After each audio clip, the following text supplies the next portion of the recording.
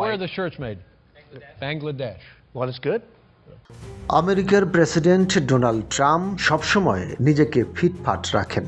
তিনি অনেক সময় বলেও থাকেন, সৌন্দর্যই হচ্ছে মানুষের অলংকার। ফিটফাট মানে মনও প্রফুল্ল থাকে। তবে এই বিশ্বনেতার নিজের ব্র্যান্ডের পোশাকের উৎপত্তি কোথায়? উত্তরটি জানলে আপনি অবাক হবেন।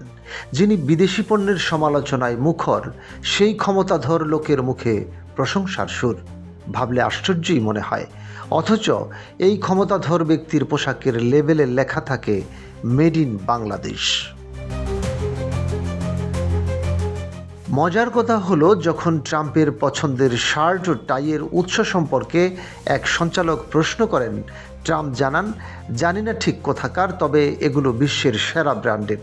প্রেসিডেন্টের এমন মন্তব্যে কিছুটা বিস্ময়ের ছাপ পড়েছিল সঞ্চালকের চোখে। আশ্চর্যবনত তিনি আরও কৌতূহলী হয়ে এগিয়ে গেলেন প্রেসিডেন্টের দিকে।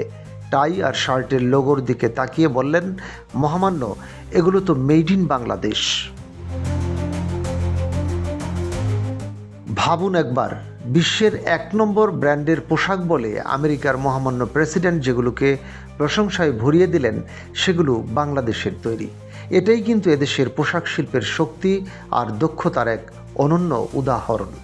উন্নয়নশীল রাষ্ট্রে পোশাক শিল্পের দক্ষ কারিগর, যা বাংলাদেশকে পোশাক শিল্পে সারা বিশ্বে অনন্য উচ্চতায় ধরে রেখেছে।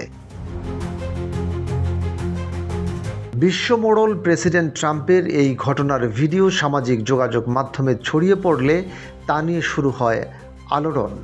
ভিডিওটি সামাজিক মাধ্যমে ছড়িয়ে পড়ার পর অনেকে চমকে গিয়ে মন্তব্য করেন, যেখানে মার্কিন প্রেসিডেন্ট মুগ্ধ, সেখানে আমরা কেন গর্বিত হব না? ওয়াশিংটন পোস্টের এক অনুসন্ধানী প্রতিবেদন জানাচ্ছে, ট্রাম্পের নামে বাজারজাত করা বেশিরভাগ পণ্য যুক্তরাষ্ট্রের বাইরের দেশের, বিশেষ করে বাংলাদেশ, চীন, ভিয়েতনাম ও হন্ডুরাসের মতো উন্নয়নশীল দেশে তৈরি। এই পণ্যগুলোর মধ্যে রয়েছে ট্রাম্প ড্রেস ব্র্যান্ডের পোশাক, যা বাংলাদেশে তৈরি হচ্ছে। গল্প শেষ নয়। ট্রাম্পের ব্র্যান্ডের পণ্য আসলে তার নিজের প্রতিষ্ঠানে তৈরি হয় না। বিভিন্ন সরবরাহকারীর সঙ্গে চুক্তি করে পাইকারি হারে পণ্য কিনে নেন, শুধু নিজের নামের ব্র্যান্ড নেম হিসেবে লাগিয়ে বাজারজাত করেন, যা ট্রাম্প ব্র্যান্ড হিসেবেই সর্বজন সমাদৃত। বাংলাদেশের তৈরি পোশাক নিয়ে এমন ঘটনা এবারই প্রথম নয়।